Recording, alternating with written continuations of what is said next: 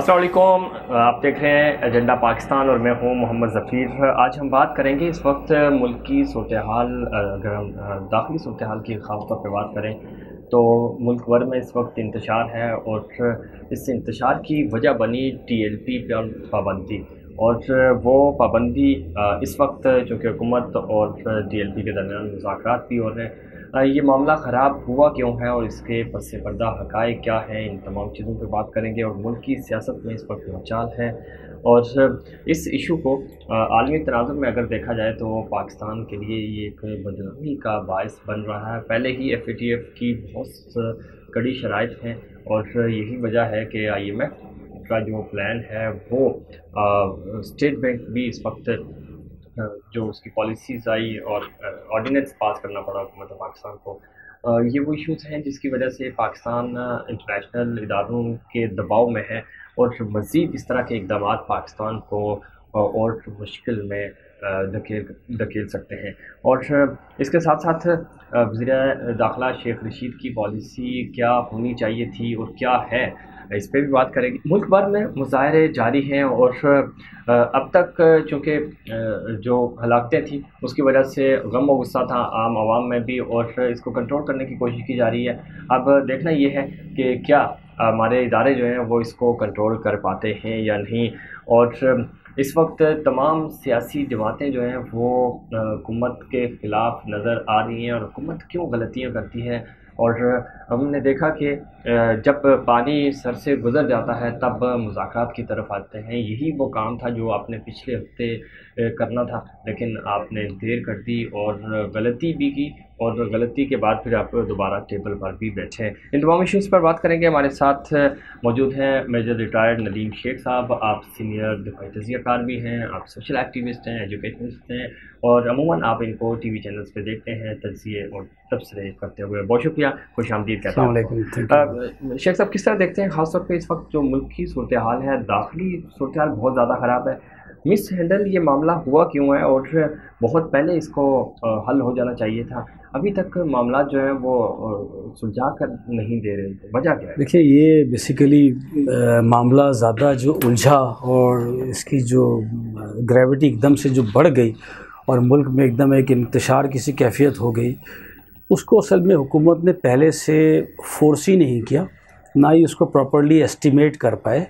वो इसको इजी ले रहे थे और वो समझ रहे थे कि ये जो अभी TLP के जो नए इनके रहनुमा हैं, ये साद रिजवी साहब, ये अभी बच्चे हैं और दूसरा आपस में इनके पार्टी के विद इन पार्टी काफ़ी रिफ्ट थी। आपने देखा कि जो इनके साद रिजवी साहब के अगेंस्ट जो मुकदमा भी था वो भी उनकी अपने ही पार्टी के एक सीनियर रुकन ने जो है वो दर्ज कराया था, जिसमें उनके आपस के ताल्लुक।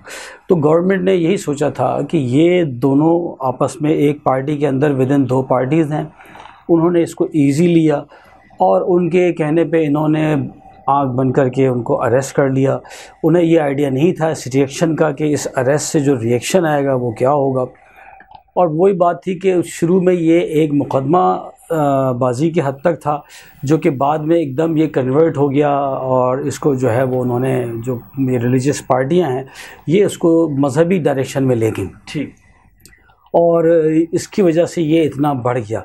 इसमें दूसरी बात जो मैं बताऊंगा कि ये इसमें देखें 2 लोगों की इन्वॉल्वमेंट है, एक आपके वज़ीर आज़म इमरान खान साहब की और दूसरे ये वज़ीर दाखिला शेख रशीद साहब। शेख रशीद साहब सारी दुनिया के सामने लाइमलाइट में आए हुए हैं और उन्हीं को टारगेट किया जा रहा है और लोग ये समझ रहे हैं कि शायद इन्होंने ही अपने तौर पे किया, जबकि मैं समझता हूँ कि जो डिसीजन है इस इतने बड़े लेवल पे जब आता है किसी पार्टी के अगेंस्ट, जब आप उस पार्टी को लिक्विड करने जा रहे होते हैं, उसको कैंसिल कर रहे होते हैं और उसकी लीडरशिप को अरेस्ट कर रहे होते हैं, जिसके MNAs और MPs आपकी असेंबली के अंदर मौजूद हैं, तो ये ऐसे डिसीजन जो हैं वो गवर्नमेंट में जो लीड कर रहा होता है गवर्नमेंट को, वही देता है।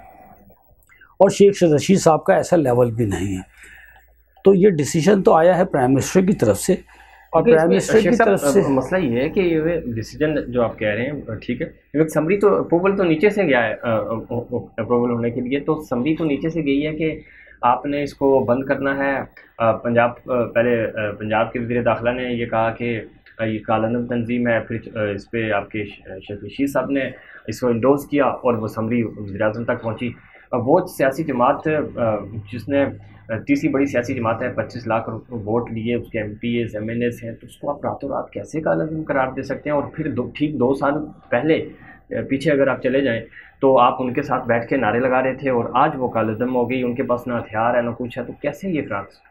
देखिए, आपने सुना होगा कि कुछ फैसले उजलत में लिए जाते हैं जो बाद में जिनके बड़े फॉल आउट होते हैं और वो आइडिया नहीं होता कि उनके क्या हो सकता है। वो एक तरह से एक गैम्बल होता है कि गवर्नमेंट उसको अप्लाई कर देती है कि देखते हैं, लेट्स सी के क्या होगा रिजल्ट। तो ये बिल्कुल इसी तरह से हुआ है। ये जल्दबाजी के अंदर इमरान खान साहब ने जब देखा कि पूरा इस तरह से सिचुएशन ख़राब हुई है, पहले डिसीजन जो इनको अरेस्ट करने का है वो शायद इमरान खान साहब ने ना लिया हो, लेकिन जब ये अरेस्ट के बाद जैसे ही तमाम पाकिस्तान रात को जैम हुआ है और इन्होंने मुल्क के तकरीबन कोई तमाम सूबों के अंदर कोई 22-25 जगह थी जहाँ से इन्होंने ब्लॉकेट किया है ट्रैफिक को और लोग काफ़ी परेशानी में मुबतला है, तो उसके बाद इमरान खान साहब का डिसीजन था कि बिल्कुल इनको जो है ना वो handle them with iron hand और इनको क्रश कर दें और इनकी पार्टी को भी जो है वो बैन कर दें। ये डिसीजन इमरान खान साहब का था। ये मैं बात कर रहा हूँ बेसिकली उनकी जो पर्सनैलिटी ट्रेट को देखकर। उनकी पर्सनैलिटी में बहुत सारी चेंजेस हैं। अब वो माशाल्लाह मज़हबी हैं, नेक नियत हैं, ईमानदार हो गए हैं, तस्बीह के दाने भी घुमाते रहते हैं, लेकिन उनके अंदर जो ये ज़िद वाली आदत है और अक्कड़ है, ये अभी तक फ्लेक्सिबिलिटी में कन्वर्ट नहीं हुई। जबकि पॉलिटिक्स में आपको देखें कि बहुत ज़्यादा फ्लेक्सिबिलिटी की रिक्वायरमेंट होती है। आप उनकी इस चीज़ों को बहुत सारे डिसीजंस में देखेंगे, जैसे ये जो आपका ये बुज़दार साहब का जो चीफ मिनिस्टर का है, आप देखिए कि डिस्पाइट के हर बंदे ने, उनकी अपनी पार्टी ने, बाहर के लोगों ने उनको समझाया कि देखें ये एक वीक वज़ीर आला है, आप इन्हें हटा दें। लेकिन ये इमरान खान साहब ने इसको उसी तरह से लिया हुआ है जैसे परवेज़ मुशर्रफ साहब ने लिया हुआ था कि जिस दिन उन्होंने यूनिफॉर्म उतारी तो उस दिन वो गए। तो लाहौर के लोग उनको कहते रहते कि यूनिफॉर्म उतारें, यूनिफॉर्म उतारें। तो इसी तरह से इनको कहा जा रहा है कि बुज़दार साहब को जो है वो कंधे से उतारें, लेकिन ये नहीं उतार रहे हैं कि जिस दिन बुज़दार साहब को उतारा कोई यहाँ पे आ गया बैठ गया, नईम साहब या कोई भी जो जिसको ये लाए, तो ऐसा ना हो कि पार्टी हाईजैक कर। और ये अब गवर्नमेंट के लिए वबाल बन गया, ठीक है। और उनको ये आइडिया नहीं था कि इतना बड़ा रिएक्शन। उनको बिल्कुल आइडिया था। हुकूमत को 20 अप्रैल का उनका वादा था। उनके जब इजाज़ शाह वज़ीर दाखिला थे तब उन्होंने मायदा किया था कि हमने इस सफ़ीर को मुल्क बदर करना है। पूरे मुतालबात थे उनके। वो मुतालबात 20 तक इनकी लास्ट डेट थी। अब ये कह रहे हैं कि 20 को तो हम इस तंजीम को ही कालअदम करा रहे हैं। अभी के जो मुज़ाकरात हैं उसमें ये कहा यह जा रहा है कि अब मुत्तफ़िका तौर पर करारदाद भी पेश की जाएगी। ये काम अगर 10 दिन पहले कर दिया जाता, तमाम पॉलिटिकल पार्टीज़ आपका साथ देती और एक थोड़ा सा आई वॉश भी हो जाता, ये लोग भी खुश हो जाते कि ठीक है हुकूमत संजीदा है, कोई काम कर रही है। और होना भी चाहिए। मुत्तफ़िका तौर पे तो नामों से रिसालत पे करारदाद पेश करना तो हमारा वैसे भी फ़र्ज़ है। बिल्कुल आपने सही वजह फरमाया कि देखिए नामूस रिसालत के ऊपर हमारी गवर्नमेंट को करारदाद पास करनी चाहिए और पहले भी की है, ठीक है। और हमें इसका स्टैंड लेना चाहिए। जो गवर्नमेंट ने स्टैंड लिया ऐसी बात नहीं है। फ्रांस के अगेंस्ट और यूरोपियन यूनियन के अंदर, यूनाइटेड नेशन के अंदर इमरान खान साहब ने हर जगह he spoke well about this Islamophobia और ये ब्लास्फेमी जो भी इन्होंने फ्रांस में हुई है। लेकिन वहाँ के अपने रूल्स और रेगुलेशंस हैं, वो लोग उसको अपनी नज़र से देखते हैं। लेकिन अभी जो ये मिसहैंडलिंग हुई है उसमें देखें, मैं आपको बार बार बता रहा हूँ कि शेख रशीद साहब इस वक्त एक स्केप गोट के तौर पर हैं। शेख रशीद साहब का इतना ज़रूर है कि शुरू में उन्होंने अरेस्ट के ऑर्डर दे दिए, लेकिन ये जो बाद में पार्टी को लिक्विड करना, पार्टी को तहलील करना, इस पर पाबंदी लगाना और इसके बाद इसको क्रश करने के जो ऑर्डर्स हैं वो प्राइम मिनिस्टर के साहब की जो उनकी पर्सनैलिटी है वो उससे डिपिक्ट होते हैं। उन्होंने ये किया है और अब उनसे ये कंट्रोल नहीं हो रहा है। आपने बिल्कुल बचा कहा कि अगर इस चीज़ को पहले से फोर्सी कर लिया जाता, देखिए फोर्सी करने वाले में यहाँ CM बैठे हुए हैं पंजाब के, क्योंकि वो पंजाब के अंदर एक्शन होना था। जब CM इस तरह की चीज़ों में उसमें फोरसाइटेडनेस ना हो, वो चीज़ों को पहले से एस्टिमेट ना करे, ट्रेंड्स के बारे में उसको नॉलेज ना हो, तो इस तरह की मिस्टेक्स हो जाती हैं। तो क्योंकि चीफ मिनिस्टर वीक थे, उन्होंने पहले से रिलीजियस पार्टीज़ को दूसरी किसी को ऑन बोर्ड नहीं लिया, जबकि इसके अंदर सबसे पहले उसी जमात के आसपास जो भी उससे मिलती जुलती पार्टियाँ थीं या जितनी भी रिलीजियस पार्टियाँ थीं उनको ऑन बोर्ड लेना चाहिए था, ठीक है।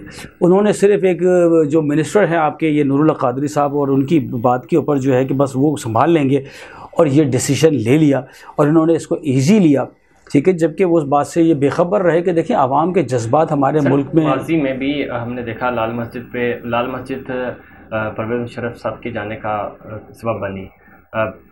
सानिया मॉडल टाउन आपके सामने है, मियां नवाज शरीफ साहब की पूरी सियासत को उसने ख़त्म कर दिया। इन दो बड़े इशूज़ से भी हुकूमत ने नहीं सीखा और उन्होंने वही गलती की जो पिछली हुकूमतों ने की।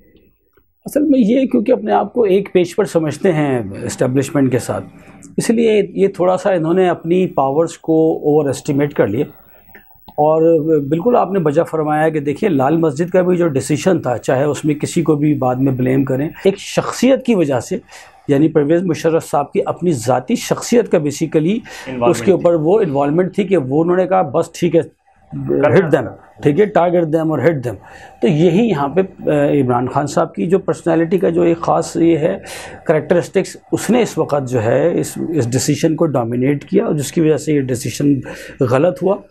और फिर उसमें नाअहली आ गई आपकी जो चीफ मिनिस्टर हैं, जो प्रोविंशियल इंटीरियर मिनिस्टर हैं और जो आईजी साहब हैं, इन सब लोग भी इसमें शामिल हैं, क्योंकि ये दैट वाज द टाइम कि ये उस वक्त बात करते। लेकिन क्योंकि चीफ मिनिस्टर इतना वीक है कि उसको ऊपर से जब कोई ऑर्डर मिल जाता है तो वो आगे से कोई चीज़ को रेजिस्ट नहीं करता, बात नहीं करता, वो कहता बस मेरी सूट चलती है। ये वसीम अकरम प्लस है और आप मुझसे हिसाब मांग रहे हैं तो मैं तो 5 दिन के बाद यानी 5 साल के बाद बताऊंगा कि मैच मैंने जीत लिया है। तो अब परफॉर्मेंस ना मांगे।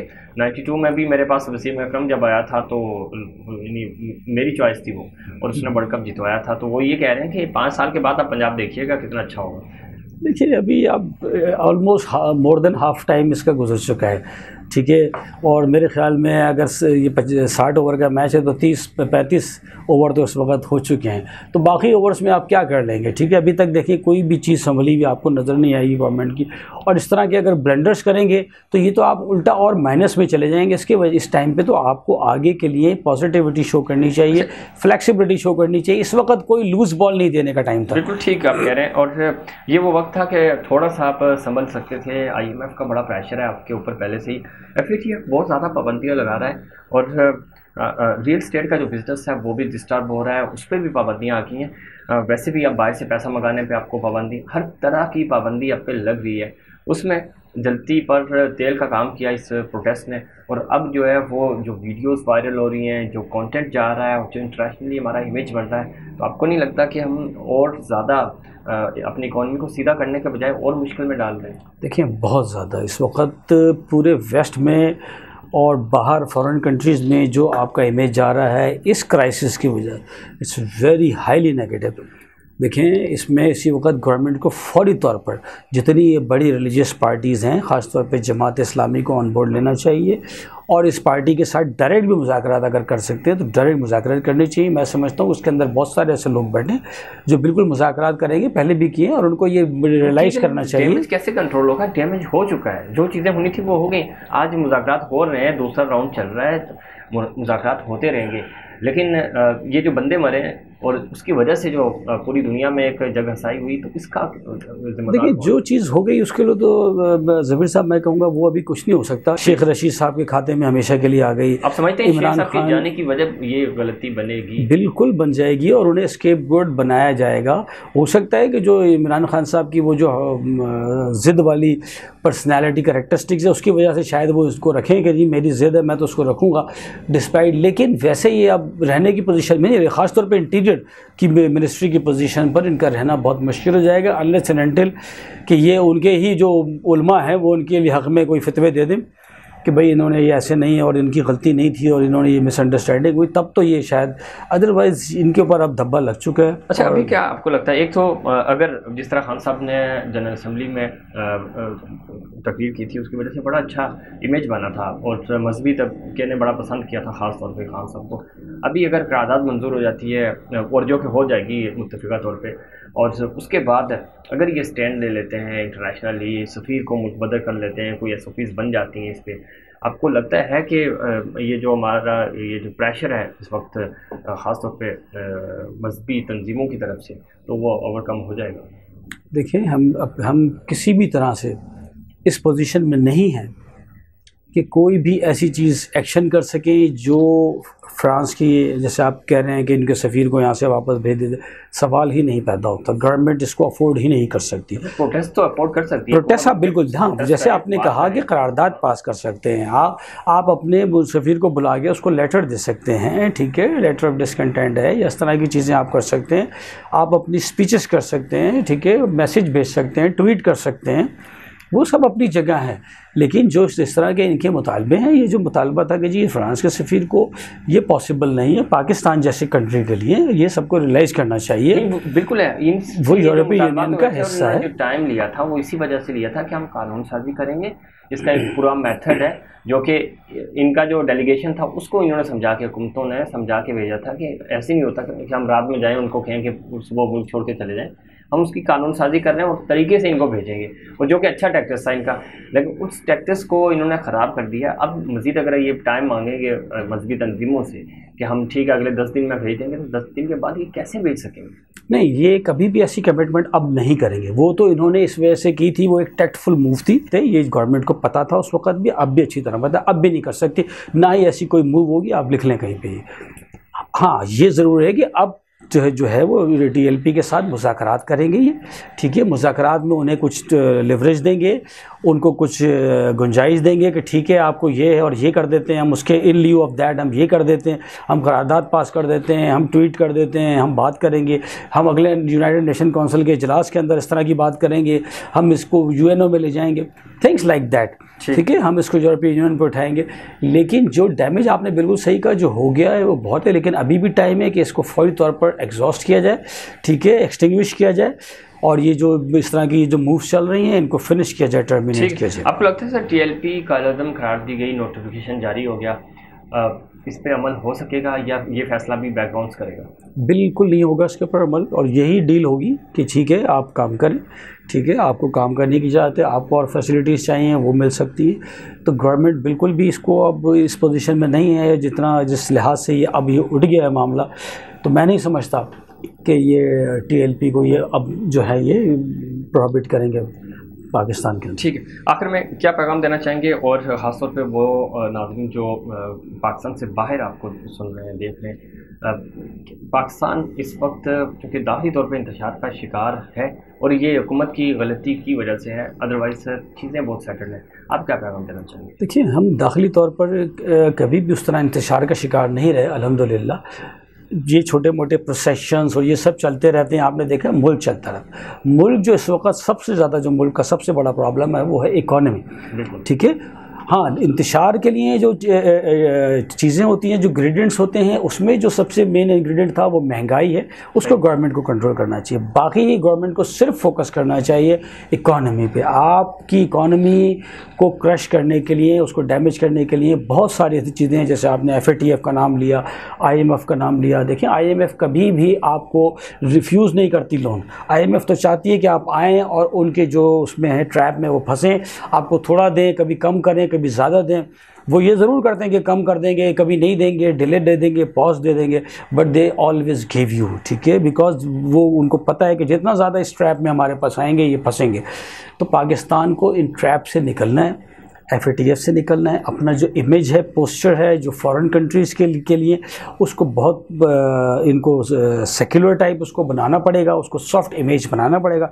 साथ साथ अपनी जो मजहबी रवायत है उनके बारे में भी दुनिया को बताना पड़ेगा कि देखिए हम मुस्लिम कंट्री हैं और हमारे कंट्री का नाम इस्लामिक जमहूरियत रिपब्लिक ऑफ पाकिस्तान। भाई साहब जो गुफ्तगू कर रहे हैं कि एक तो नामों से रिसालत के हवाले से कोई भी कंप्रोमाइज़, कोई भी शख्स, कोई भी मुसलमान कंप्रोमाइज़ नहीं कर सकता और करना भी नहीं चाहिए। दूसरी बात ये है कि मौजूदा हुकूमत का ये बदकिस्मती से ये इसका खासा रहा है कि ये हमेशा से गलतियां करती है। अपोजिशन पे प्रेशर नहीं डाल सकी, PTM खुद ब खुद ख़त्म हो गई, लेकिन ये खुद गलतियां करती है, अपने पाँव पे कुल्हाड़ी मारती है और उसके बाद फिर उन्हीं लोगों के साथ मुज़ाकरात भी करते हैं, चीज़ों को मिस हैंडल करते हैं। इतनी फ्रेंडली अपोजिशन, इतनी फ्रेंडली हुकूमत और कम्बिनेशन किसी भी माजी की हुकूमत को नहीं मिला था, लेकिन मौजूदा हुकूमत ने अपने गलत फ़ैसलों की वजह से पाकिस्तान की इकॉनमी को भी नुकसान पहुँचाया और पाकिस्तान के दाखिली तौर पे, अंदरूनी तौर पे जो पुरअमन माहौल था उसको भी डैमेज किया।